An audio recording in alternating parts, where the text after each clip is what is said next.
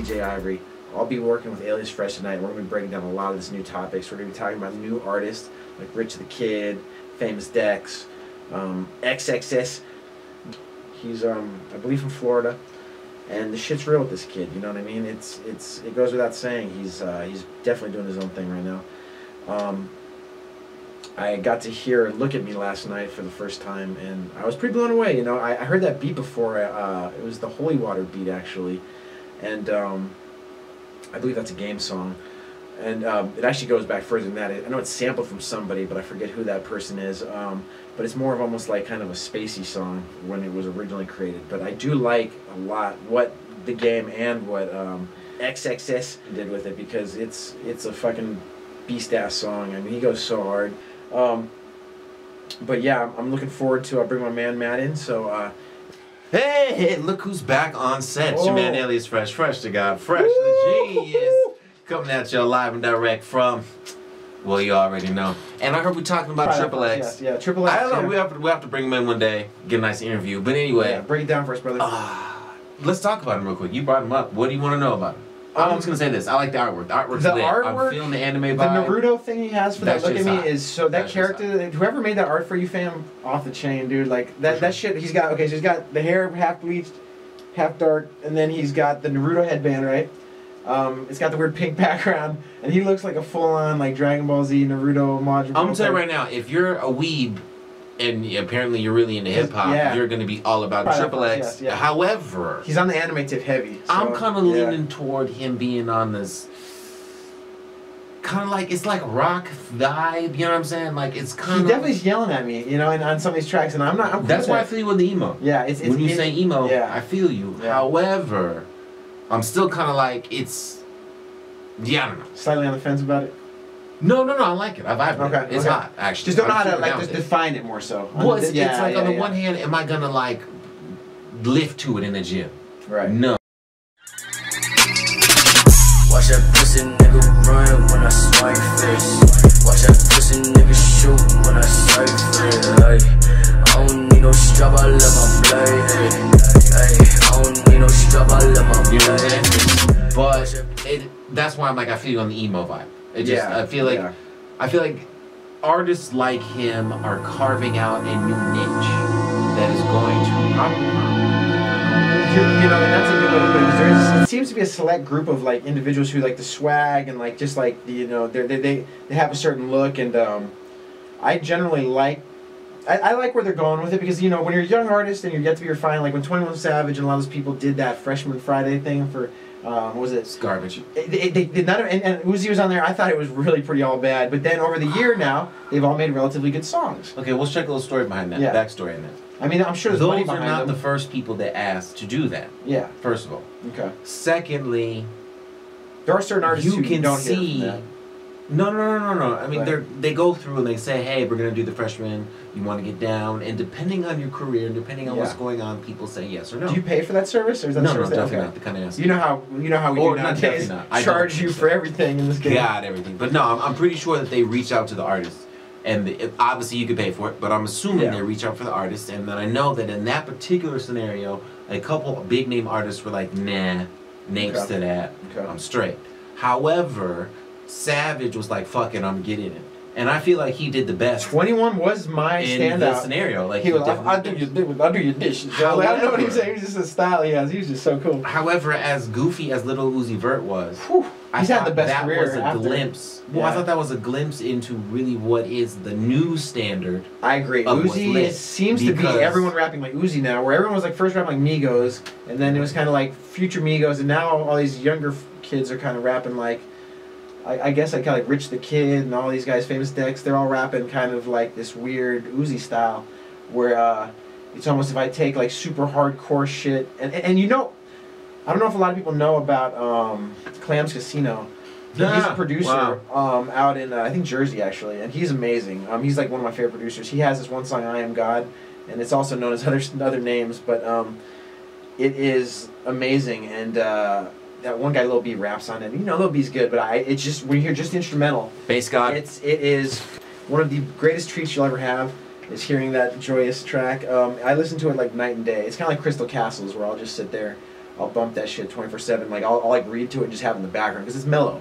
You can actually do something else to it where it's not going to be like, you know, some of this new stuff where it's like I'm doing one thing and I'm doing this, and unless I'm doing like partying type stuff, I really can't focus on anything else when I listen to that stuff because it's not like really. It's very noisy music, I guess you'd say, but it's good. There's just a lot going on in it. You know, it's just like it's more like sensory. It's sensory overload. No, I can feel that. I feel like on especially the one, when you watch the videos, it's like on the one hand, I think the music is very lends themselves to trance, even though it's there's hypnotic. so much information, I guess, going on, and you're like, it's just noisy. Hypnotic minds. It pushes you to that point, and you're kind of just focused. However, on the other hand, I'm like, the style of music itself is not necessarily meant to be super melodic, unless you go to like an Uzi VERT, or you're going. That's to... where I'm curious. Like, when I go to a XXX concert, that's what I'm fucking. Yeah, I'm wondering like, what do people dance or do they like? Definitely let us know in the comments. I have seen. Shit, let us know. So I watched some of his actual concerts, and there's one where he literally stops rapping and look at me. Because like some guy is like getting beat up in the audience so bad, I think he's like, "Hey, everybody, chill out" or something like that, or I don't know what's going on. But apparently the shit gets lit. You know what I mean? Like, well, people have to come in and emote. Well, the live game is a whole nother thing. Yeah. And this is where I'm like, because people are still doing that mosh pit shit. Of course, like, of course. Like, I thought that shit was kind of done, but it's almost like that's just shit. Yeah, it's just super fun. That shit was bomb back in the day. Yeah, Offspring and all those other people used to get to. The live show. Yeah. And you know, okay, let's flip to this. We're seeing a lot of artists now come like real quickly, particularly with the pop-ups. Just like these weed stores, pop-ups. Like well, now you can get all of the equipment that may have cost you hundreds of thousands, if not $1 million before, simply in your laptop and a USB mic. I'm getting some wavy shit. Which is now allowing you, or rather, the entry into is much, much lower now. So that's allowing for a greater volume. And in this greater volume, we're seeing a lot of artists who, I don't want to, not just blending genres, but are really just making quote unquote music. And I like that. Where cool at a point, it's beautiful. It's a beautiful thing. Yeah. It's just at a point you would have been like, oh, because the person is rapping, they're making hip hop music. Even though anybody can rap, because rapping is just is like anybody can sing. That doesn't make you Whitney Houston. Right. You know what I'm saying? Yeah. Just because you can rhyme some shit together, you're not Pac. But the whole deal is now we have a whole lot of artists, or rather, let's say musicians, who are rapping.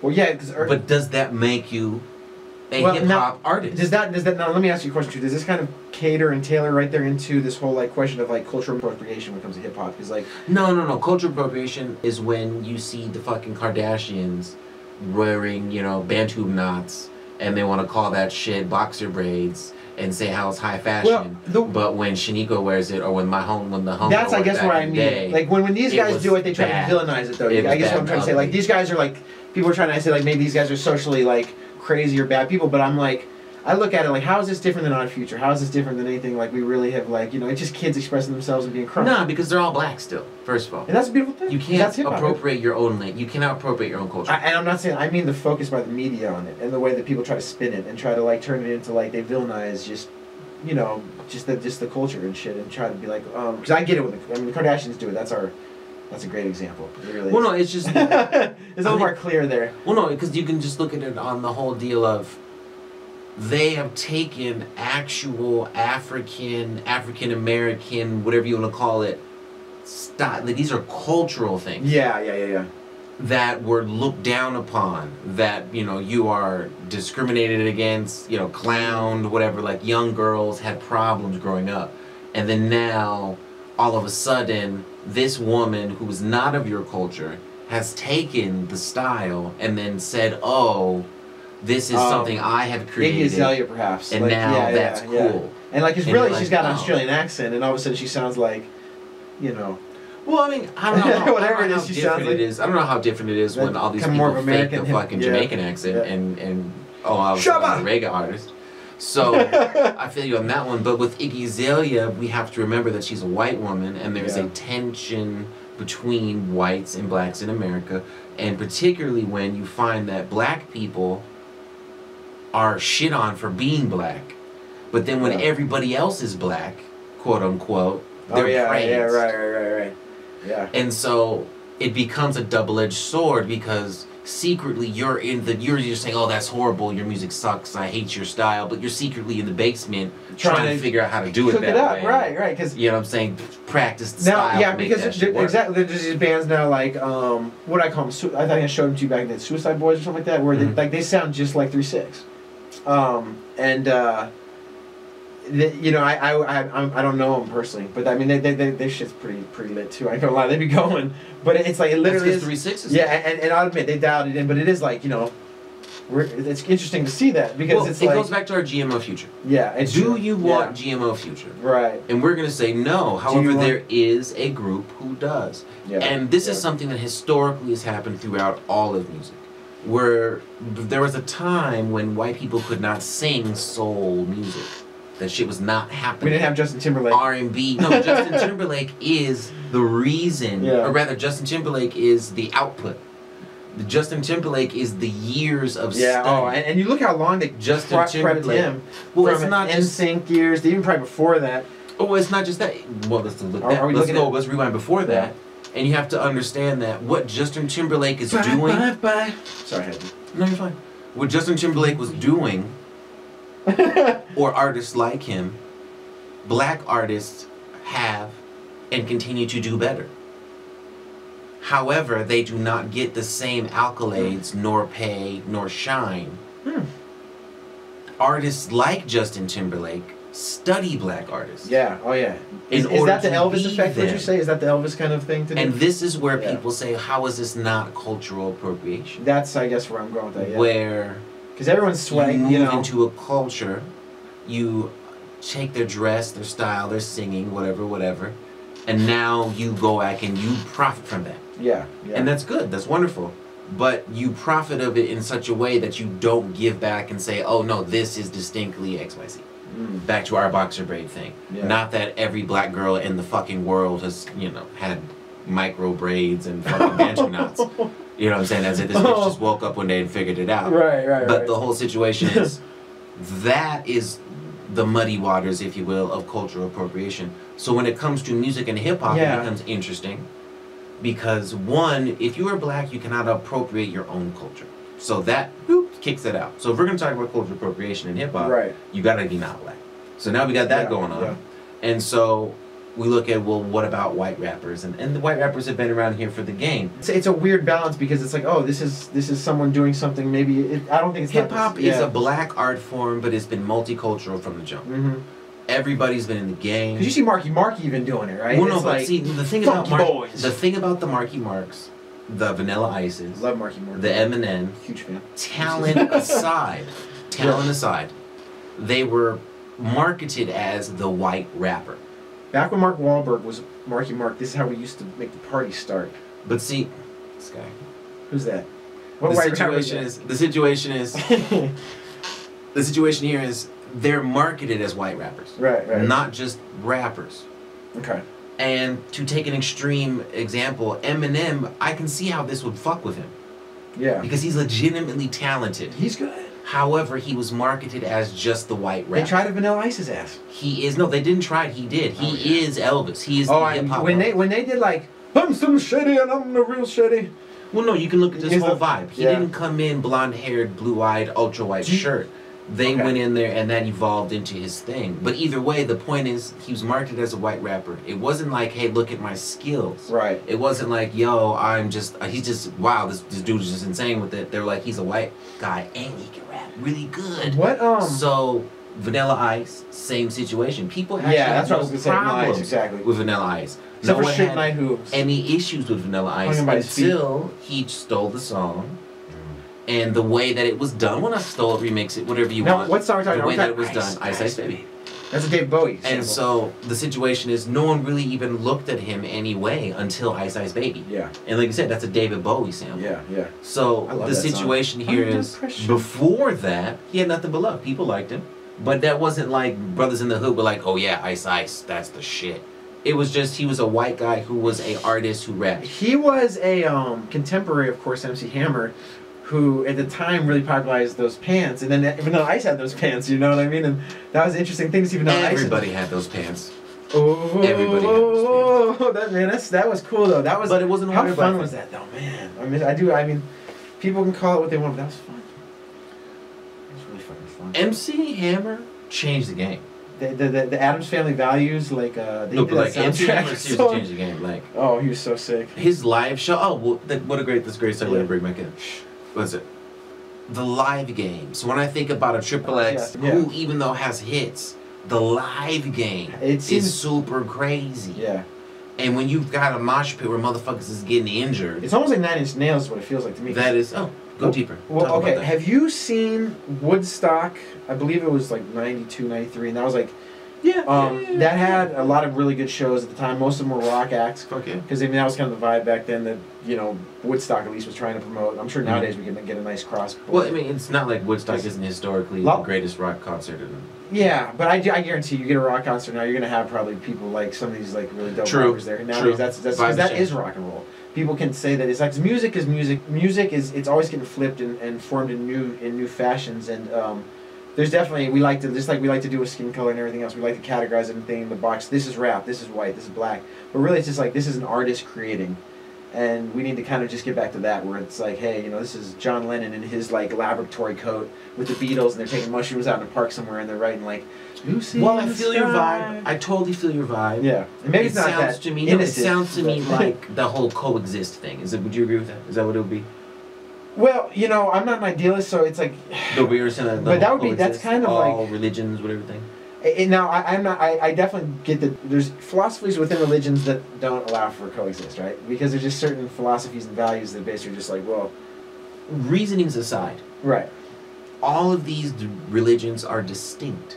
Oh yeah. They have a view well, that's a good way to look at own. it. Sure, and they'll get mad at you if you try to tell it something different. Yeah. To say that their view is exactly like this other person's view is disrespectful to both. But let's say this: they're both. Are, it's two people exist. trying to describe spiritual, though. We can. No. See, that's your thing. Okay. They don't feel that way. Like this is truth, and I get it. You talk to a Christian. How many ways are there to, dear Christians? How many ways are there to the kingdom of heaven? Are they describing some spiritual? No, it's Jesus. Yeah, Jesus. No. Well, you talk to a Like Muslim. accents, You talk to a Muslim. It's a different thing. You talk to a Buddhist. It's a different thing. They don't believe in the spooky old guy in the sky. It's a different thing in their religion. So to say that they are all the same. What about the Zachariah Stitchens? Again, even them. If you want to be, we can talk about the ancient alien types. We can talk about the flying spaghetti monster. There's all types of crazy shit going on. The whole situation is to say that your thing, they're all whether riding or not, it's just the same. No, it's to say one is better than the other. It's just the same as saying they're all the same. Gotcha. It's disrespectful to your point of view because we're not the same and we are different. Well, people like and people have their own thing. So let's take it back into music. Rock is rock. I know. Just because you sing doesn't mean you make, like we said before, you make music. But just because you have a guitar doesn't make you a rock and roll artist either. But the point of the matter is, when you try to say, oh, in the PC game, oh, everybody's on the same whatever. It kind of fucks the thing up because now we don't really do we need to create a new genre? You know what I'm saying? Because we have some new shit out here. Do we need to just dust it, or are they just it's part of marketing, I'm sure. Extended version of what we already got? Is it Uzi 2.0? Yeah. Is it when I hear this, is it just like, is this a new form of Uzi regurgitated with trap beats still and just so like Future, right? Right. Does a lot of singing. Yeah. Oh yeah. Love Future. Drake does a lot of singing. Yeah. Yeah. Is he a singer or is he a rapper? I mean, distinctly, I have to say they're both probably rappers at the end of the day. But so you're saying Drake's a rapper, not a singer? Come on, girl, we're going home. When I think Drake, Going Home kind of does come to mind. It's a toss-up for me. I mean, I feel like he came in the game with that one song where he had like everyone on and he was rapping to me and he was telling me about, this is my life, and I was like, okay. So what about Future? With nowadays particularly, he's more of a rapper because he's in this whole trap gang thing because it's like he's mask off his. I mean, it's an amazingly musical song where I mean I hear that song with that sample in there. It's like, oh, I have to hear it over and over. And the way they filmed that video where they got that it's from a Phantom or a Benz or something cruising through like the misty night and then that sample rolls. That's artistry. That's really visual artistry right there. Like beyond just like, hey, let's throw it in a box and dissect it. Okay. Let's just let something. Let's let a person not be white. Let's let them not be black. Let's let them just be a person. I guess you know what I mean, and that would be cool. No, that's part of, and this is a thing that's idealism, maybe. No, not idealism. I think it's a uniquely white thing, but it's definitely a very white thing. Right. Where can't we all just be friends? It's a mental perspective, right, that seems to be only able by those who are white, and it probably has to do with being in the dominant culture. But it's this idea that you will somehow assume that. If nobody is black or white, then everything's better. But again, it's the same scenario for the black people, because it's, hey, stop being black. I guess, and what the problem though is then we're all eternally trapped in this matrix. And so it's like we're always, no matter what, we have to put on these... There is no putting this on. Yeah. I was born this way. Like, I'm black all the time. There's no not being black. I have to put my tan on. And that's where I'm like, love it. I love it. My melanin. Okay. No, but that's real talk though. And that's where it's like, so to say like there is no difference. Right. No, and it's, is we're walking around in La La Land. And last I checked, people who are colorblind have a deficiency. And so, you know, their eyes are broken. Right. And so it comes back to... I partially like to play the devil's advocate on these things too, because like, even if it's like, you know, you're flat out wrong and your view sucks. You're just a fucking racist. You know what I mean? Then, hey, maybe you need to be refined. Maybe you need to be refined by the waters of Lake Minnetanka. Bro, I'm like, if you are with that shit, that's fine. Love yourself. Yeah. Pro your race. I'm about that. Yeah. Right? And I'm all about that shit. If you are, I'm pro-black till the cows come home. Not a problem for me. Yeah. Like, if you are pro-white... Fuck it, be pro-Asian, be whatever. It's not the issue for me. My problem comes when you pro-you is anti-me. Right. Then we have issues. Yeah. But back to our whole like diversity situation. We want to say diversity is a bad thing. We bring up Lil Uzi, VERTs. They are trying to do a different thing, be their own artist, and we often do not want to say, oh, they are whatever we want to call it. Yeah. Or we always want to call it a negative thing. For example, that's what I'm trying to say. Mumble rap. Yeah. It's just a pejorative. Yeah. People call things mumble rap, not like a positive. It's not like, oh, that's mumble rap. Yeah. You're like, oh, mumble rap. Just lazy is what the perception is. Of mumble rap. Yeah. Yes. People want to call mumble rap a negative thing, right? Yeah. But I mention that because somehow it's like, oh, if you're not doing that style of rapping, then you're doing what other style of rapping are you doing? And what this is really forcing is back to the surface, because it's nothing new, is that there are different styles of rap within hip-hop. Oh, yeah. There's different ways to go about it. And there's different waves, too. You gotta almost catch the wave. Like, certain people are able to adapt, but certain people have such a specific sound that it's like if it's not that season, then, you know, they ain't killing it. Like, it's like, I ain't eating if it ain't. Waves is kind of like... Waves is kind of, I feel like, a lot of subcultures. Yeah. Because at least now. It does, you do kind of apply these things, and now that, you know, we're kind of in the digital age, it's like, you gotta really work hard to do anything, and I've learned that over the past few years, that anything that's of any value at all, it's like, you gotta fucking bust your ass, and if I can impart anything to anyone, because I guarantee Uzi's busting his ass every day. I guarantee that fucking XXXTentacion's out there writing verses, getting his shit wavy. You don't just wake up to drop a hot track, you make like 50 tracks, and then people don't realize you made 50 tracks, but on that 51st track, someone actually cares enough. See, this is where I might have to agree with you on your idealism. Because I myself will call myself an idealist at times. But I'm going to be like, nah, I think cats now are not even writing shit like that anymore. I mean, they're looking at, walking out in the car, I want to eat me some tacos. If I want to go to the car. All this is I don't true. even need to do it. They do that 50 times a day, though. True. Do it 50 times a day. This is true. And you know it's extra lit. They're throwing words in there, and it's lit, and it's fun, it's cool, but they're not, they're definitely not in there with bars, like, punching, you see me? Like, it's not like, okay. They're not thinking about the source, they're not looking for fucking, you know, similes and metaphors, and that none of these things are coming in there. I think the time that used to be spent on the lyrical aspect is now more so being spent on the producer's job of, like, I gotta make this guy sound good, and then also, you know, ad-libs and whatnot, just making shit sound good. But yeah, they're doing... So give props they're doing to the 20 songs. They're not rappers then. They're sorry. No, you're right. The credit goes to the producers. Absolutely. Well, then we don't have rappers. What we have is a bunch of decent song makers. Well, okay, so I'll say Metro Boomin's working hard. Mike Will's working super hard. But the producers have always been working hard. That's true. But you know, but I will say this, like Uzi, while Rick Rubin's making Swaley look like a boss. No, I'm gonna say not Swaley. What is that? Is that Lil Yachty? And I could be wrong. Yeah. But it seems to me that most of the artists that are out here now are not focused on writing lyrics. I don't even think they write anymore. I really think many of them bought that Jay-Z lie. And freestyles everything. Yeah, that I don't in ever. my head. I've never written anything ever in my life. Kind of thing. Mossy. And same thing with Lil Wayne. Like Lil Wayne doesn't ever write anything down. And the whole their situation witchcraft might be is, deep. I don't know. Maybe their witchcraft's that deep. No, it's not so much like you don't write things down. It's just they're not like, okay, for example, it's not like he just walks into the booth and that 16 that comes out of his head is a completely spontaneous, like God told him here.